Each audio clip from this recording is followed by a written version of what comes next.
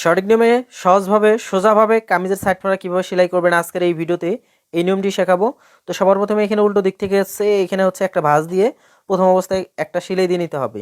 তো এটা চতুর সাইডে এই সেলাইটা প্রথমে দিবেন, দেওয়ার পর যতটুকু ভাঙা লাগবে সেই ভাঙাটা এখানে দিয়ে আপনাদের হচ্ছে প্রথম অবস্থায় একটা সেলাই করতে হবে। তো এটাই হচ্ছে মেন সেলাই বা এখানে সেলাই দেওয়ার যে সিস্টেমটা রয়েছে বা যে পদ্ধতিটা রয়েছে, এখানে সেলাই দেওয়ার সময় কোনো প্রকার যে পার্টগুলো আছে বা যে ভাঁজটা দিচ্ছেন এই ভাঁজটা টান দেওয়া যাবে না, বা এখানে ভাঁজটা হচ্ছে দেওয়ার সময় টেনে বা কম বেশি হচ্ছে করে সেলাই দেওয়া যাবে না। অনেক সময় আমরা নতুনরা যারা হচ্ছে যে কাজটি করি, আমরা কাটিং সুন্দরভাবেই করি বা সহজভাবে বা সোজাভাবেই করি। যখন আমরা এই যে ভাঙাটা দেই তখন উপরের পাটটা হচ্ছে টান দেই, না হয় হচ্ছে নিচের পাটটা টান দেই। এখানে কম বেশি করে কিন্তু টান দেওয়া যাবে না। যদি আপনি কম বেশি করে টান দেন তাহলে কি হবে, আপনার যে কোনাটা রয়েছে বা আপনার যে সেলাইটা রয়েছে সেলাইটা হচ্ছে পাক খাবে বা ঘুষ ধরবে এবং নিচটা হচ্ছে কিন্তু এক সাইডে কোনাটা বেড়ে যাবে। তো এই দেখুন আমার কিন্তু এখানে কোনো প্রকার হচ্ছে কোনাটা বেড়ে যায়নি, যেহেতু আমি এখানে সেলাইটি জাস্ট বসিয়ে দিয়েছি।